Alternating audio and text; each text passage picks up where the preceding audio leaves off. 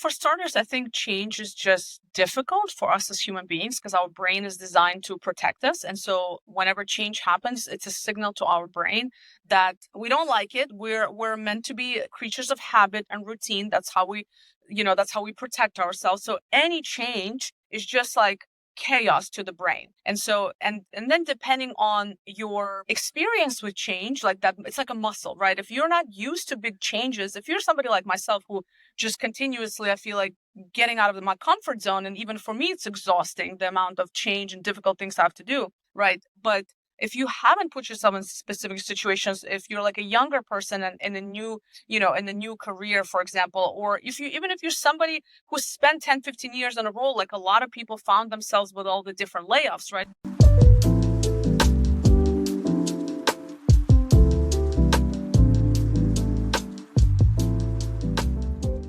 Hey everyone, welcome to the Naked Truth with Lauren Season 2.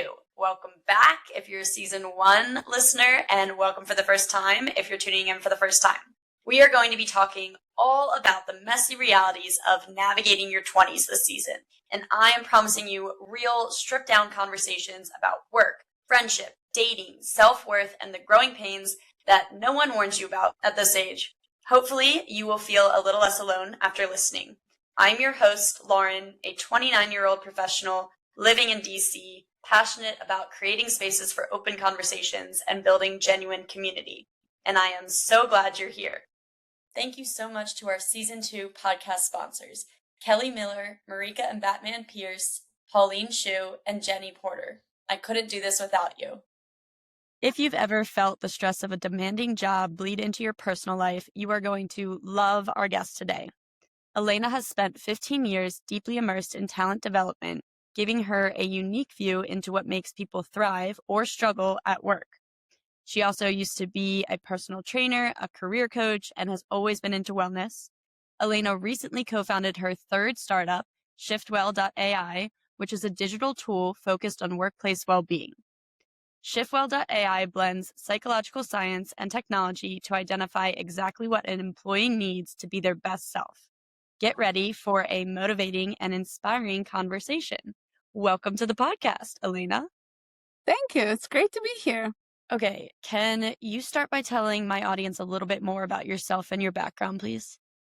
Yeah, absolutely. So as you mentioned, over the last 15 plus years or so, I've been in different talent development roles and started my career in higher education, really just working with students, international students. I've done a lot of different programs and mentorship and stuff in that realm. And then I decided I wanted to do something more, being a doer and being like really wanted results. It's a little bit difficult sometimes in higher education to go fast. So I was like, okay, let me shift into corporate space. So that's what I did. I shifted into corporate space and went into learning and did coaching programs, mentorship programs, leadership development, management development, so on. So kind of just like wore multiple hats as a facilitator, as a trainer. So I've kind of done a lot of different roles there. And then in 2019, I founded my first startup with a co-founder at the time around performance and well-being, because I've been obsessed with that all my life. And so that kind of started my entrepreneurial sort of journey. And now I'm addicted, and I tend to kind of look, I already think of like ideas. I'm that idea generating person. And then I'm kind of the sales and marketing hat. And then I partner with brilliant people who can fill in the gaps and create cool products. So that's kind of where I am today. I love that. That is so relatable. I have always been an ideas girl, a brainstormer, and more on like your side of the business in terms of strengths. And then like always thinking of ideas, entrepreneurial mindset, like, ooh, it'd be cool to build this out, and then jumping from one to the other. Yeah.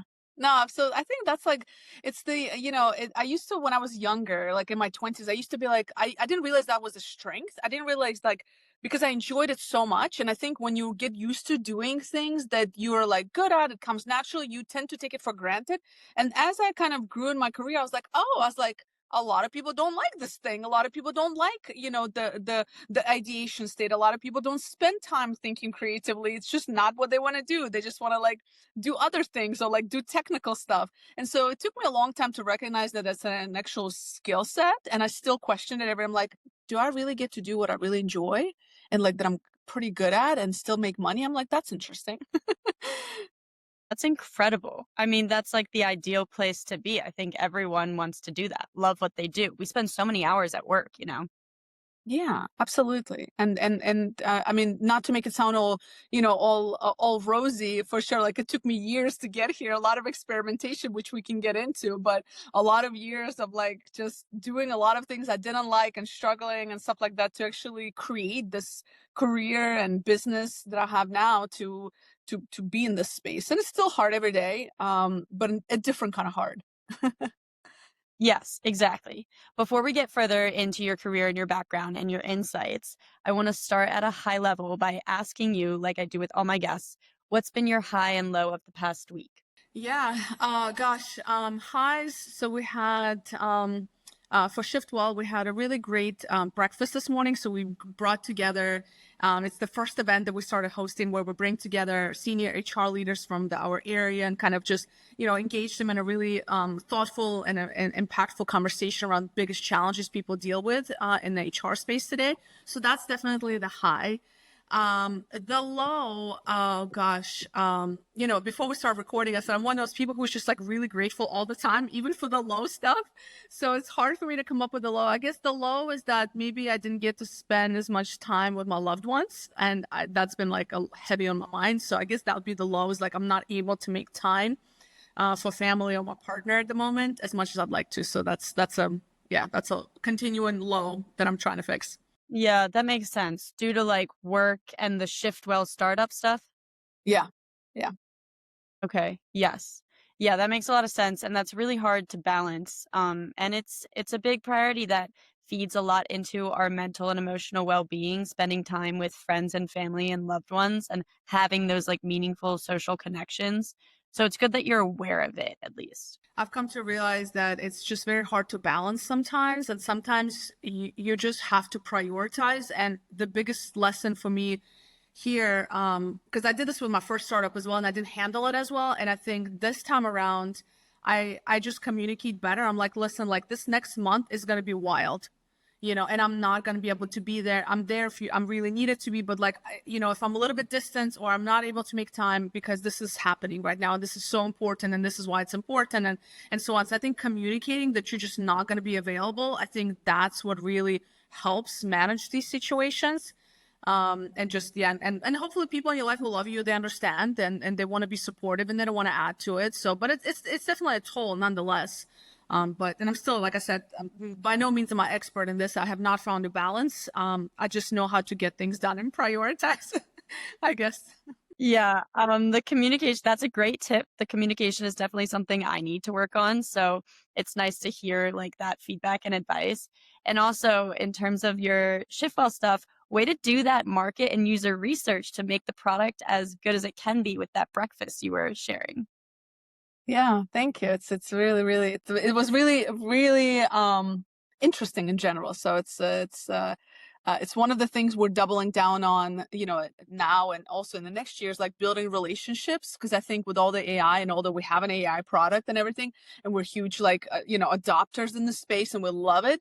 But at the end of the day, like what's going to drive business and, sales ultimately is relationships, and you have to invest in those. And that's a long-term game. And you have to create space for people to connect. And to listen to your potential customers and existing clients and saying like, what are we trying to actually solve? Because if we're not adding value, then what's the point if we're not listening to our clients? Right, exactly. And that's something I'm actively learning as I'm newer in my full-time entrepreneur journey. It's funny coming from the tech world and being focused in like UX UI design and specifically with a passion in user research, and then trying to apply those own skills and passions to my own not like super technical. It's not a product right now. It's more of like a wellness brand. It's part services and part like podcast content creation. So it is definitely difficult, like doing that for my own business. Yeah, it's a different mindset you have to adopt for sure. You gotta, it's a very different game. Yeah, definitely. Let's dive a little bit more into your background though. So you've always been into wellness. You've had experience as a personal trainer, a career coach. Now you are the head of talent at a major corporation. In your experience, what have you learned about the connection between the physical and the mental side of human performance? Yeah, a great question. Everything. I don't know how else to put it, but let's break it down though. But there is definitely a huge connection. I think we have to give credit to the research that's coming out through neuroscience over the last 10, 15 years, right? And through just the research that is out there from, all the technology we have available that studies the brain and studies like how we operate under certain stressors and what happens when we work out, what happens when we don't, and how does it all connected and so on. And of course, if you think about it, if we go way back, like a lot of the Asian cultures have been talking about mind-body connection for centuries, right? And it's funny to see some of that coming back, like some of that, the wisdom from like the Asian cultures, because it's been a really big thing, overseas for many years. And I think it's finally picking up here in America. And I think, or just in the Western world where we tend to be so like production, production, production, like we have to be so on the go all the time. And we forget that take a moment to slow down. And a big part of that is being in our own mind, right? And so when it goes to like mind and body connection, for me, it's so connected because again, back to research, like there's been a lot of research done in terms of like for example, like a lot of our gut health is connected to how we think and vice versa, right? So there's a lot of that. I'm not a nutritionist by any means, but there's through the personal training journey, like obviously I've learned the basics. And there's definitely a lot of stuff that like what we put in our body and how we feel impacts how creative we are, how energetic, how clearly we think that day, how strong we are, like how resilient we are and all of that. And it's crazy to think that like, oh, well, I just jacked up my glucose levels with this snack, for example, that is full of sugar, and then I crash. So my brain is not even operating at its best, right? So I think like just understanding the basics of like nutrition and how it impacts the brain, and then also how the mindset impacts the physical body, like it goes both ways. And obviously I'm not an expert in those areas, but I've done enough research and kind of my own learning because of the field that I'm in, and to really understand that when it comes to performance, we have to consider the mind and the body. And when we're talking about in the workplace, right, which is why we've created Shiftwell, is like, it's not just about, how good you are at your job. There's so many other factors of a human being that drives performance. And it's all between your body and your mind. It's like between your brain and your stomach, essentially. All of that happens like right there. This is so funny because I just read a Time article this morning on the mind-gut connection. They were calling it like an axis because you're right, it's in line with each other. And there's still like a lot of research to be done, but obviously like what you put into your body affects your mood, and then vice versa, like you were saying. And they're researching on like the effects of prebiotics and probiotics on microbiome, gut health, and then mood and like mental health. And I just find that so fascinating too. Yeah, it's so interesting. Like this is like, when they say like, if you had all the time in the world, what would you study? I would literally study. If I could go back to like school, I would literally go back and study like the biology of a human being, and then the nutrition piece and the neuroscience piece and how it all connects, because it's so fascinating. But also like at the same time, you just have to think, how do you feel when you eat, a sugary snack versus when you eat super clean? Or, or like how energetic you feel when you eat, like for me, for example. So my body is I'm a very routine person. And I'll tell a funny story about my boyfriend, and I joke him about it all the time. And I think a lot of people can relate to it. But when I started to kind of really be mindful of when you're in your 20s, you don't think about it as much, to be fair. At least I didn't. But then again, I'm an elderly millennial. So like we were just a hot mess. I feel like, the Gen Z's are a little bit more aware of health and wellness than my generation was. But when I was a millennial, I was like, it's fine. You know what I mean? And when you hit 30s and like mid 30s and later, you start to literally feel how food impacts you. It's no joke. Like, when people tell you, they're like, that, I used to listen to people and they'll be like, listen, like, you'll be fine. And like, or, they'll tell me like, okay, once you hit this age, you're going to feel it. And I'm like, whatever, like, that's not going to happen to me. Like, I'm super active, blah, blah. It really does make a difference. And all of a sudden you start to pay attention to your body even more. And I'm somebody who's kind of in tune with my body. But I really became in tune in my 30s because I was like, this is not my 20s. This is a little bit different. There's a lot of things happening. And so I literally started to see the change of how I sleep and how it impacts my mood, what I eat and how it impacts my mood and energy and creativity and just ability to keep going the next day. Like my energy, my like kind of the steady energy throughout the day, how much caffeine I drink, right? Did I drink alcohol the day before? Now it's like a no. Like it takes me 2 days to recover from a couple of drinks. you know, like in your 20s, it doesn't happen. Like you sleep for 2 hours, go out on all night and go back to work and just be just fine the next day. But anyway, and then the funny story about my boyfriend, I'll tell you real quick. So he's blessed with genetics. I had to give him that. Like, I do believe there's a piece of genetics, right? So he's blessed with genetics in a sense that he's in great shape. And he also, to his credit, he's been an athlete since he was like a kid. But he's done a really good job maintaining it. But nonetheless, when we first met about 4 years ago, he used to eat a lot of, he wasn't eating junk food, but because he was so active, he could get away with eating just about anything and like it would never have an impact. Right. And I used to tell him all the time, like, listen, your gut bacteria is just used to this kind of food. I said, I bet you if you clean that up, if you actually change what you're eating, you're going to feel a difference. And guess what happened? Now, 4 years, obviously, impact of me and me drilling on him about gut health. He now completely changed his gut bacteria to where if he were to eat the food that he used to eat 3-4 years ago, he would literally be in a ball because his stomach would hurt because his body is not used to it anymore.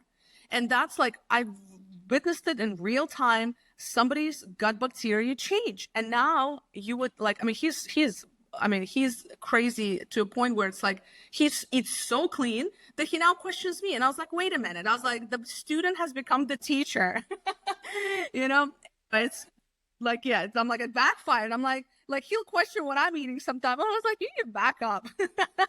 But anyway, I just think because I've seen it real time, like somebody's gut bacteria. I know it sounds crazy to people who are like, what is she talking about? I promise you, if you clean up your food and what you put in your body, and if you focus on whole foods and stay away from anything like non-whole food related, you will see a difference to where when you eat something like out, like we rarely eat outside, for example, because we just cook at home and we're very conscious about like what we put in our food. When we eat outside, like my stomach is not right the next day, his stomach is not right because we're not used to those kind of food, I guess, and oils and all that other jazz. So anyway. Yeah. So I'm in my late 20s, and actually I have so much based off of what you just said to go on. So I've actually experienced the my reaction to alcohol getting worse and the recovery time getting longer over the years. And right now, and for the past like almost year, I think I've had the Whoop wearable device. And I've been so into that app. Like I'm a big data girl, I'm a big health and wellness girl, just like you. So I've been like really into that app, like analyzing the data and my sleep metrics and my recovery metrics and my strain metrics. And I can literally see like the biggest negative impact on my recovery and like well-being overall is when I have alcohol the night before.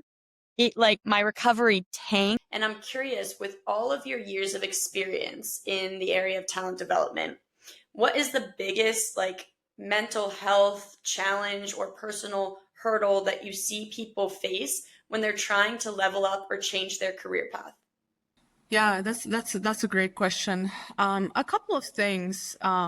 Well, for starters, I think change is just difficult for us as human beings because our brain is designed to protect us. And so whenever change happens, it's a signal to our brain that we don't like it. We're meant to be, creatures of habit and routine. That's how we protect ourselves. So any change is just like chaos to the brain. And so, and then depending on your experience with change, like that, it's like a muscle, right? If you're not used to big changes, if you're somebody like myself who just continuously, I feel like getting out of my comfort zone, and even for me, it's exhausting, the amount of change and difficult things I have to do, right? But if you haven't put yourself in specific situations, if you're like a younger person in a new, in a new career, for example, or if you're somebody who spent 10, 15 years in a role, like a lot of people found themselves with all the different layoffs, right? Like they've spent 10, 15, 20 years in the same career path, and then they've been laid off, and now they don't know what to do with themselves. So I think change is just difficult, period. It's difficult. And if you're not used to it, it's probably the worst thing that can happen to you, right? Like from a like a mental load perspective. So I think that alone is one. I think uncertainty, change usually comes with uncertainty. So it could be, if you're again, like if you are doing a career change, you might be really excited about this change because it's this change in the right direction, but it's still uncertainty. You don't know what to expect in this new career path. For example, if you've been laid off, that's a whole other level of fear, because then your fundamental safety for you as a human being, the need that you have, that all of us have, your security and safety has been impacted. So now there's a lot of other psychological things that go into play with that when finances are involved, right? Because then it threatens us on a much deeper level. If you have a family to support, that's a much deeper cut as well. So I think it just really depends on, so all of these things I've observed, right? I've experienced this myself throughout the years. I tend to be, especially when I was younger, I used to be a really risk taker. Like I used to jump. I'm like, nope, I'm just going to put myself in this new situation. I'm going to keep shifting and shifting, right? Until I create this career that I actually enjoy. It's still difficult and I have hard days, but I enjoy it. I choose my difficulty here, right? Like I made a choice to do this. And so I think, and what I see a lot in the workplace is that I have to just go back to, change is difficult, fear of the unknown, and sometimes also fear of, hey, this is really exciting, but it also can be really scary. Yeah, that makes a lot of sense. And I do get the sense, I know we don't know each other like that well, but ever since I met you and learned about your story, and you're an entrepreneur as well, you're starting your third startup. I know that you are an expert at building resilience and pushing yourself outside of your comfort zone, which gets you like more used to change and builds that muscle. And so I'm wondering, like, over the years, what are the specific mindfulness practices that you've used to navigate stress, long hours, self-doubt, challenging thoughts, all of that? Yeah.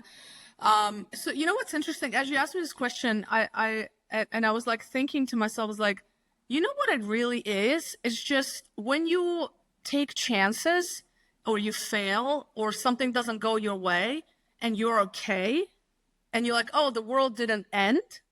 That alone is like a whole like a win, because then it's like whenever a next difficult things comes, even if I fail, even if it doesn't work, even if something happens, even if whatever, even if I have to start from scratch, because I've done it at least twice before. I built stuff up, it failed, or I lost money, or business didn't succeed, and so on, and I had to start over. Knowing that I'm okay because I've been here before and I can do it again, just that experience alone, I think that's why I'm like, I like when people are like afraid to try things, I'm like, try it even if you fail, because you're going to know that you're going to be okay. And so one of the practices over the years that I would do in my early days is like, okay, what is the worst thing that will happen if this fails?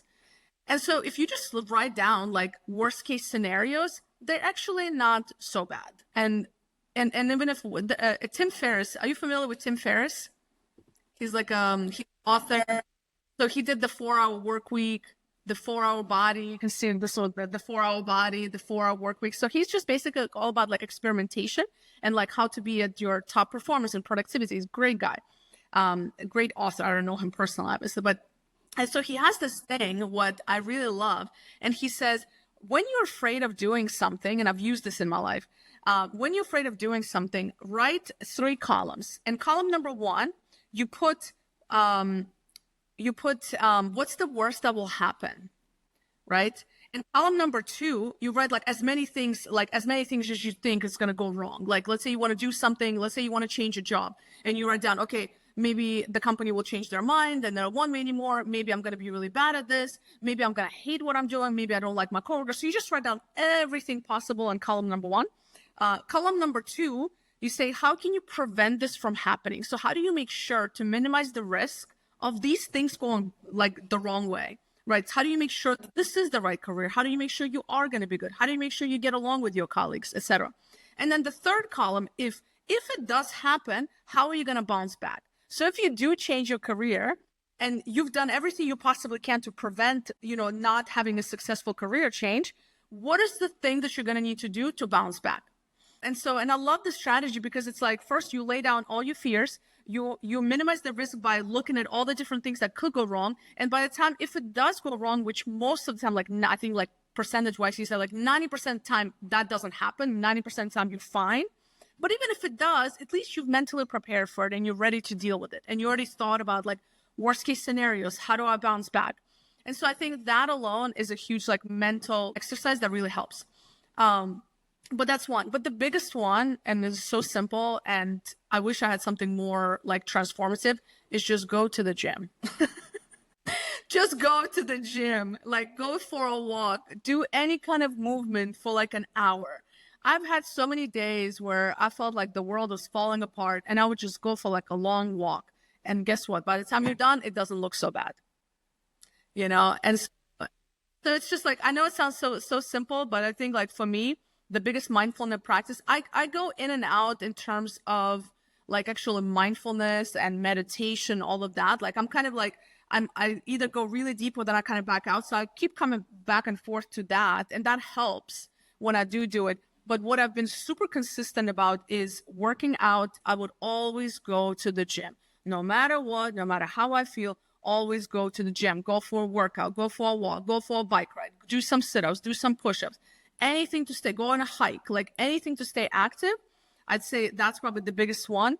And then the other one is, I guess the other two. One is sleep, because I know that when I had crappy sleep, everything sucks the next day. And I've noticed over the years how much it impacts my mood, my resilience, my positive thoughts, and so on. And then the gratitude piece, which is really in recent years. I wasn't always like that in my 20s. I used to be a very victim mentality person. And now I'm a very abundance growth mindset person. And it took me years to recognize, I'm like, oh, like actually I was the common denominator of all of these things. And so I just became to be, super aware of like what I did to bring certain things upon myself. And then from that point, I was just so grateful for all of it, and taking like full radical accountability for everything that did go bad. And that was a huge game changer for me. That is huge. Thank you for sharing so openly. This is super helpful. This can be super helpful for my audience, for my listeners. That exercise, the 3-column thing, is awesome. I definitely was prompted, like when I was thinking about leaving my job at Deloitte, that's a big risk, right? And it was for the beginning of a business that wasn't making really any money. So it wasn't like I had like a safe backup plan like right there. It's a calculated risk. But it's fear of the unknown. I was so scared. And there's multiple things I did to prep. But when I was like prompted by a mentor of mine to think about, okay, what's like realistically the worst that can happen? It wasn't like the fears like rolling around in my mind. It wasn't that bad. I was like, okay, am I gonna go homeless? Let's say I make no money, am I gonna go homeless? No, realistically, no. And like, I have to recognize my privilege. Not everyone has the same privilege. So like, I am privileged in terms of that. I've also built up my savings. I lived well below my means when I was working at Deloitte. I made sure to like prepare and like start, like run a monetization experiment and like start the business on the side, like before I left. But also like, I'm so lucky where I have a family that I'm close with who's supportive. Like they support, and if shit hits the fan, like I can support myself, and I don't ever want to put myself in the position where I'm like relying on another person to support me. I hate that personally. But if shit were to hit the fan, like I know my parents would support me. And so I'm so grateful for that. And I recognize not everyone has that. And then I was like talking to this mentor and I was like, wait, so it's actually rude. Like I'm acknowledging and recognizing my privilege. It's actually rude if I don't do this and like take advantage and try to live my purpose and help others in a way that I am passionate about. And like I see society now, like just the mental health is like low. And especially in the research I've been reading of like millennials and Gen Zs, of the stats on like how many people are diagnosed with depression and anxiety or another mental illness, how many people are on mental health medications. Like, it irks me. And this is something that like I want to solve. And so to not give myself the space and the time and allow myself to take all my energy and put that behind this business and purpose would actually kind of be rude. So we worked through it, and I was like, okay, it's just like fears of the unknown.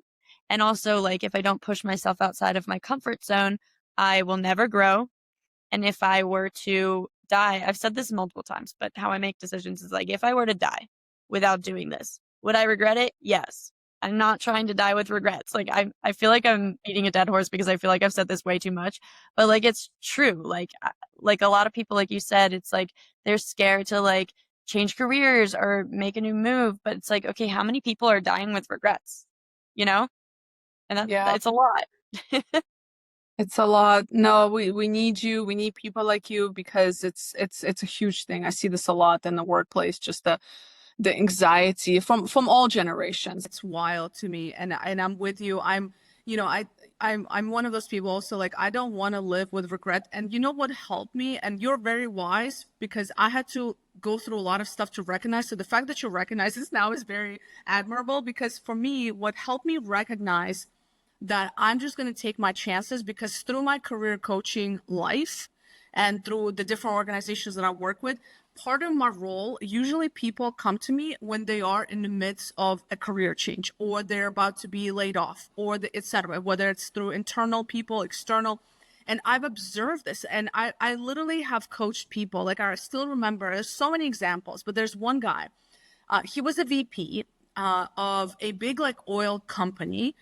This was many years ago, and it's still stuck to me. And he got laid off, and he was like living on top. I mean, he was making amazing money, the car, the family, the whole thing.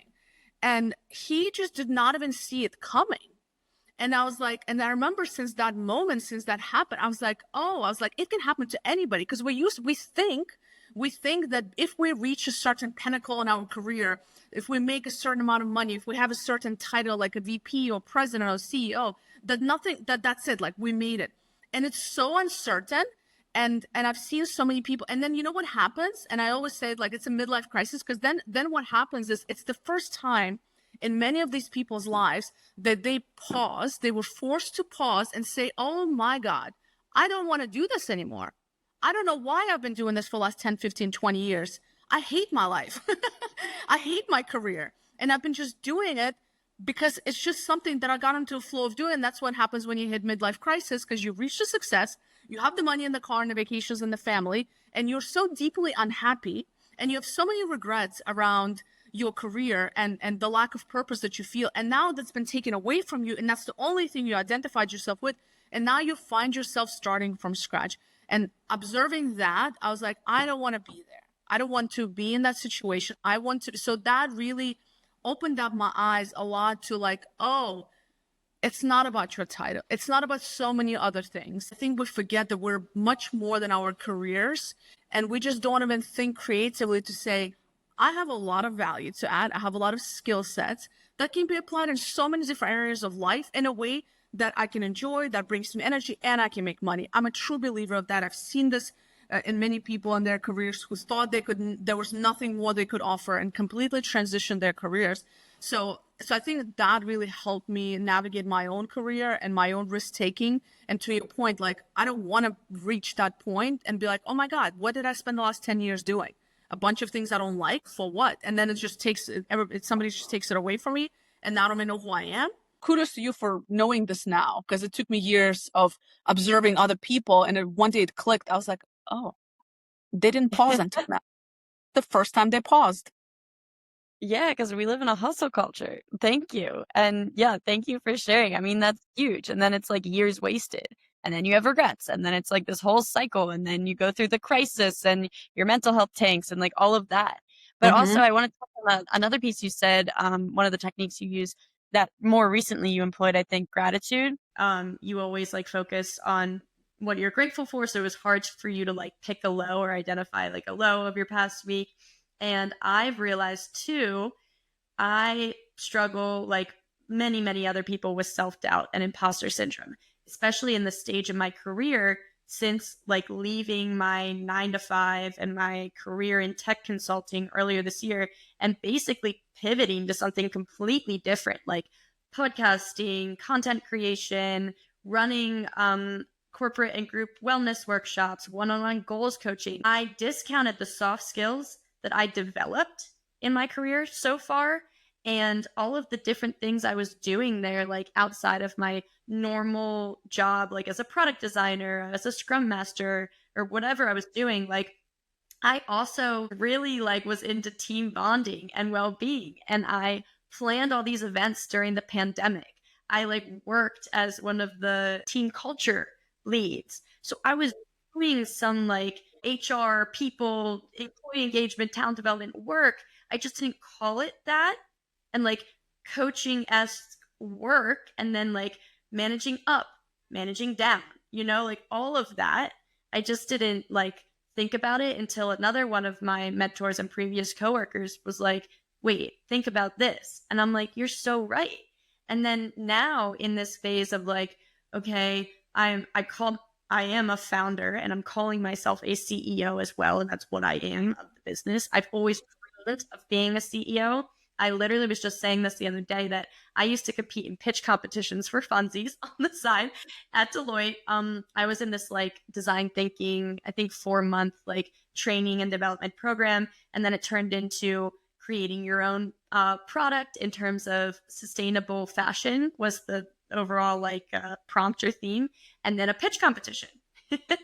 And I love a pitch competition and I've done a lot of them and I've created products, but like under the umbrella of like my school. So like my university or college and my employer. So like Deloitte in this case.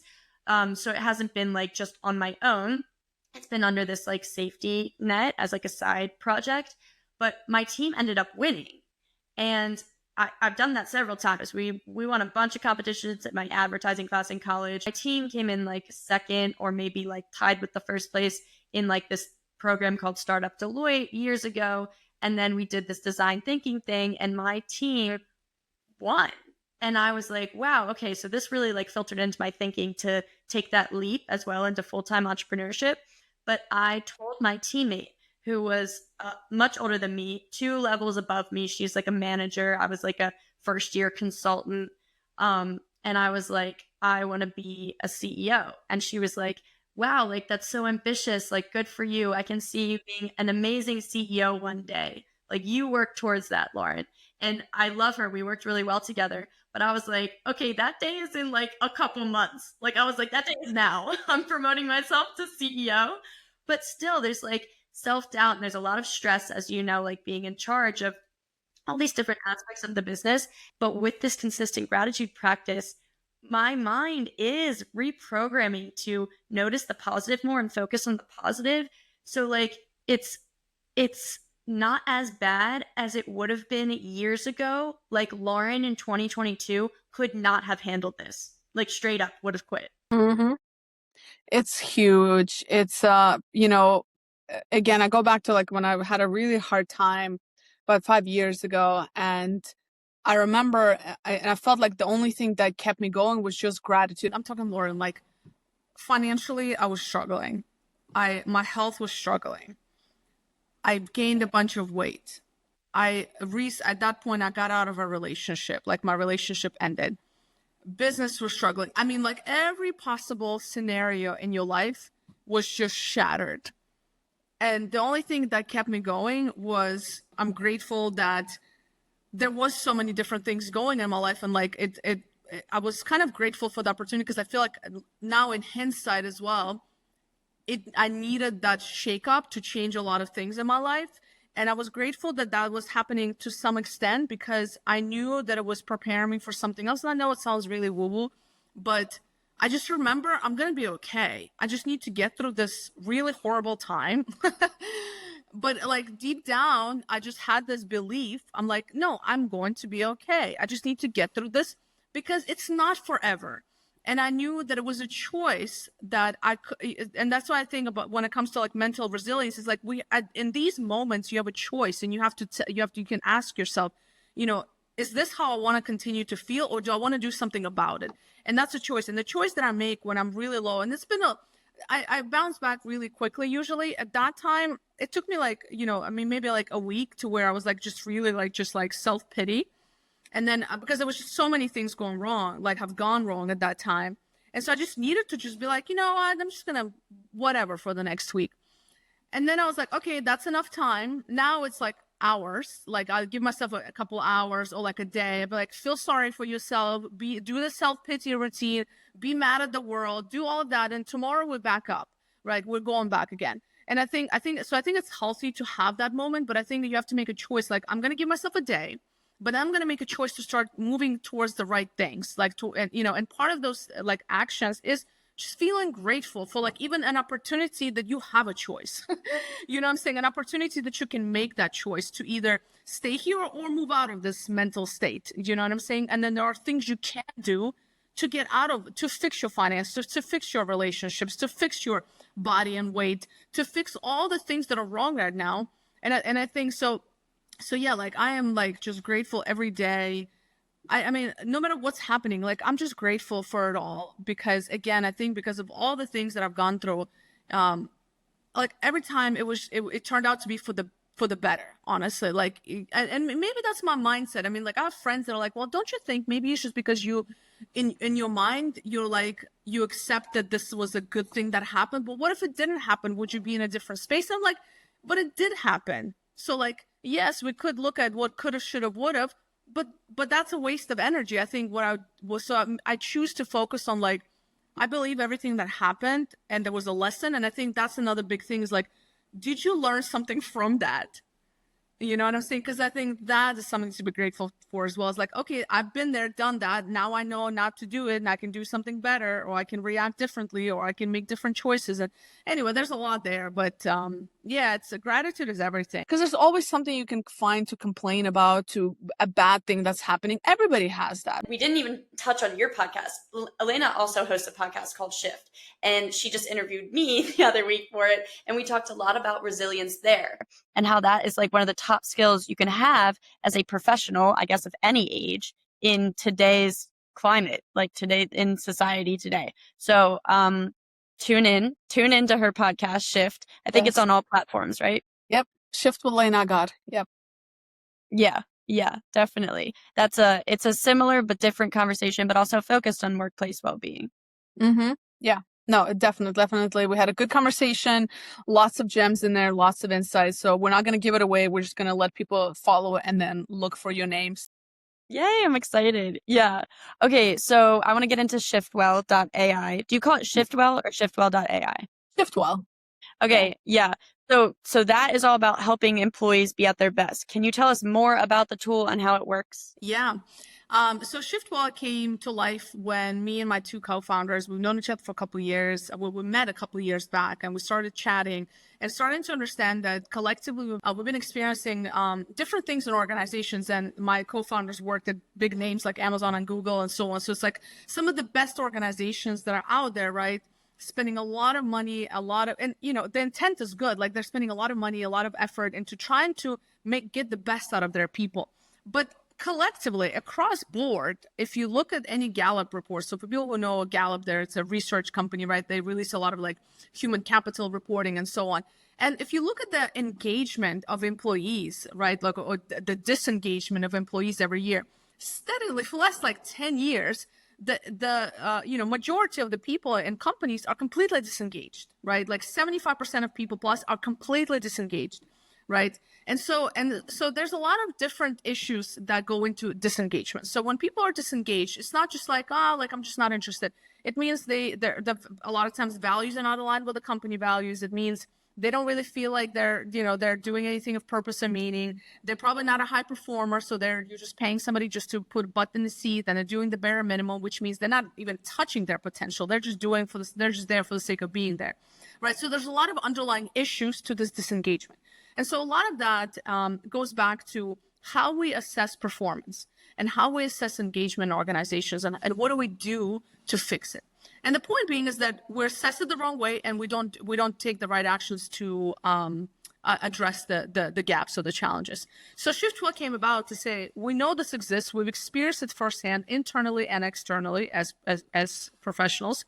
And so Shiftwell looks at the holistic human being. So meaning that right now, when you look at some of these things like performance and engagement in organizations, they usually do like a survey every year, or they'll do like a performance review, or they'll slap like a one day training or 1 week training to help their managers be better, in hopes that this is going to drive engagement in the whole organization, because everything is a manager's fault. Like all the responsibility goes on a manager. Right. The poor HR is overwhelmed with data and information that they collect, but then they don't know what to do with. So that's the background, the context for people who are not familiar with some of the challenges in organizations. So we created Shiftwell, which looks at a human being from 6 different elements. And those elements are career, mindset, environment, the social piece, and purpose. Basically, it looks at the different things that drives human performance. And it's when we talk about performance in a workplace, it's not just like you show up and how productive or professional you are. It's all the other factors like your environment, your physical health, right? Your social connections that drive your performance. And so what we do is we've created an assessment that is very unique in its own way, and how we designed it and what's being asked and so on. We then create a customized report for each person that is driven based on their data. And we don't just look at like where they are, which is what most assessments do. They're like, here's where you are, Lauren, like, good luck with it. We actually identify where you are, and then what do you need to be at your top best, right? Like, what does Lauren need out of all these different elements? What do you actually need to be at your best? And it's like your unique DNA. What I need, what you need is very different, right, in terms of being at our top best. And it also depends on things that are happening in your life and so on. So anyway, so that's kind of the part for the individual. And then we also have an AI coach that then works with you, that the report feeds into it. And the AI coach is there to keep you accountable, to help you set goals, to help you do the behaviors to help you close the gaps of where you are and where you need to be. And then the managers get a report and says, hey, Lauren, I know you're managing 20 people, and it can be probably really overwhelming. So instead of trying to guess what does everybody need to drive their performance forward, what support they need from a manager, from you as a manager, we're going to tell you exactly what your team needs based on their reports, like a summary, like a pulse, essentially, to help you identify, here's what you actually need to focus on as a manager of this team to really drive performance forward. So, and this is the big part, because a lot of managers right now are managing more people than ever before. They're overwhelmed, they're under-resourced, right, and so on. And so they don't have the time to try to figure out what does each person need. But at the same time, a lot of the responsibility falls on their lap to drive performance, to drive the business. And so this tool creates that, like, makes it easier. And then, of course, the AI coach also works with the manager to help the manager work out the steps that they need to do to help their team thrive, and for themselves as well. So that's kind of, in a snapshot, that's what we do. I love that. This is huge. I mean, it's solving a big gap. And I'm not even as exposed to the data and the research and the gap as you are, but I've seen it at another like huge successful organization, right? And so this is awesome. Like, I could geek out on this for days, but also I'm thinking of like, okay, yeah, I'm also thinking of like the connection, just like being business and strategy minded, of like, okay, let's say the team, the theme of psychological safety, feeling psychologically unsafe at work, or burnout, or like stressed at work, or like maybe lack of a work-life balance comes up. Then that organization can come to me for my workshops, for my corporate wellness workshops, to increase psychological safety, decrease burnout, increase retention, all of that. And that's actually really spot on, because a lot of times organizations will just slap another like benefit that nobody even touches, or they have like a employee assistant program that nobody touches. But actually, what they actually need maybe is an engagement, like an ongoing engagement with somebody like you, who's like, hey, like, I'm going to actually cover all these different things with your team to help them educate, to help them, close this gap, whatever it may be, right? And so, because at the end of the day, like, even though we use AI is not meant to replace the human interactions. Like, that's not what we're trying to do. We're just trying to say, like, we're trying to use AI for accountability so people can have access to an AI coach anytime, anywhere, right? And there's a lot of research been coming out now that actually a lot of people prefer the AI coach over a human coach, but not only that. Like, they actually want to still have that human interaction, but they like having that AI coach in their pocket so that they can work out some aspects of whatever they want to discuss or talk about, right, at midnight, for example, when Lauren is not available. But then they do still want those interactions with Lauren and in the workshop setting with peers, because that's where the human connection comes in. And I don't think that's going to be replaced anytime soon. So we always look at AI as like a partner in this. It's a partner to help people like yourself who are in the space to say, how can I maximize my impact with this AI coach that can coach them when I'm not there? And at the same time, how can I create quality experiences for my attendees in real time, real life, when they are in the room with me, right? And I think that's the beauty of AI. And that's why, like, I mean, obviously I'm very optimistic about it and I'm like an early adopter in that sense. But I think that it's actually going to add to everything that we do as professionals versus take away from it. And I also see many opportunities for collaboration and partnership down the road. So this will be cool to keep in touch. And I'm very interested to see how it goes, because right before this, we were just talking about how Elena and her co-founders have a pitch actually after this interview. Yeah. And this won't come out until January of 2026 probably. But at the time of recording, it's November, and they are competing for a grant, right? Yeah, well, funds, but more than that. I mean, we're generating revenue right now, so we already have clients. We're already, making money and stuff like that. But this has twofold. So one, it's just an opportunity to pitch and make sure that hey, our product is great, and hear feedback on it, right? Like from a larger audience versus just our clients at the moment, right? So I think that's number one. Another part is, yes, we have potential to get funding, right? So these are kind of the two pieces there, absolutely. But it's just it's just sometimes when you see it's just an idea in your head, and then when you're able to put it out there and people using it and you see it, and then you can pitch and you can it's just nice to get that feedback from a larger crowd, I guess. And just in real time seeing people use it, it's a very nice experience. That's so awesome. I love that. I want to get just to end a little bit of your advice for my listeners, and also circle back to what we touched on at the very beginning. You brought up separation of ourselves between our corporate jobs and our personal lives. So I think it's really easy to feel like our corporate job or corporate self is separate from our human or personal self. And I want to know what's one small, simple shift that you would recommend for my listeners to implement to bring more presence and mindfulness into their workday. I would say just pause. And what I mean by that, and I took this from somebody who came on my podcast many years ago. And he said, when was the last time you just sat for 5 to 10 minutes in silence? No phone, no music, no background, just stare at the wall if you have to. And just spend some time with yourself. I think that 5 to 10 minutes, and kind of just see what comes up. See what comes up in your mind, because I think we're so distracted today and we're so overwhelmed by there's always we're always receiving information from somewhere, right? From social media, from conversations, from TV, from phones, from etc. And I think just taking 5 to 10 minutes when you don't have any of that, and it's just you and your thoughts, and it's not a meditation, it's none of that. You can see it as a form of meditation, I guess, for some people, but just sitting there and just be still for 5 to 10 minutes and see what comes up. I think that brings us closer to ourselves. And the first time you're going to hate it, like I did. But I think if you do it consistently, I bet you that you will start to get to know yourself on a deeper level, to reconnect with yourself, to start to see what's in the back of your mind. What are those subconscious thoughts that you just keep shoving down by distractions every day?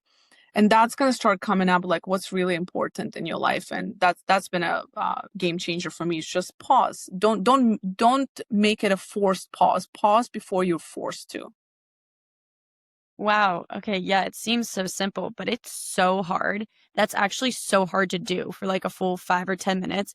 And I could definitely be better at it. I noticed myself earlier today, I walk dogs on Rover, and I was walking a dog, and it's gorgeous out. It was sunny, and I was doing a lot of things on my phone in the meantime, like work related, social media related. So like head down, looking at the phone, also walking outside, walking the dog. And I see a lot of other people doing the same thing.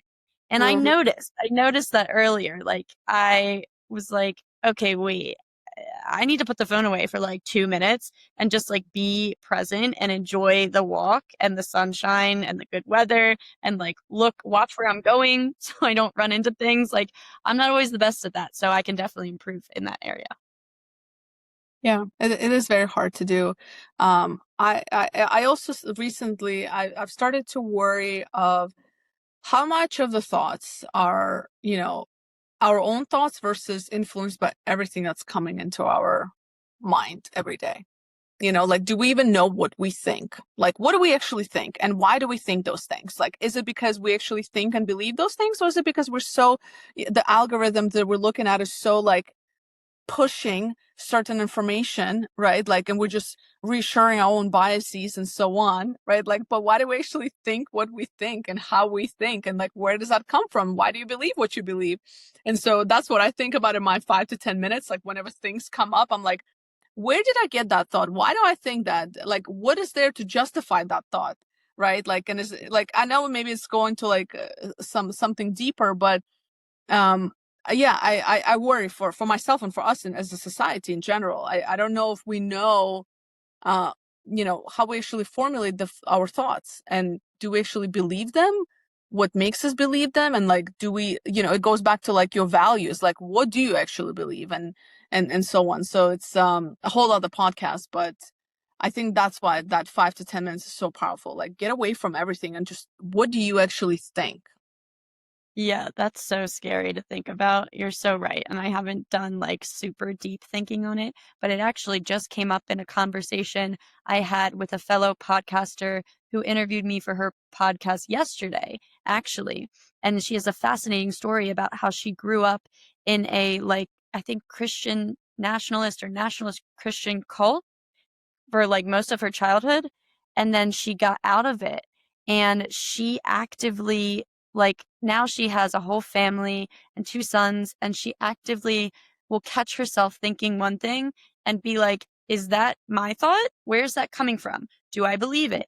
Is there data to prove it? Like, can I prove myself wrong? And she's very open-minded now. It was fascinating to learn more about how she approaches her daily life now, how open-minded she is, how open she is to being wrong. I think that's huge. And then how she's educating and raising her boys and teaching them, like, do not believe your first thought.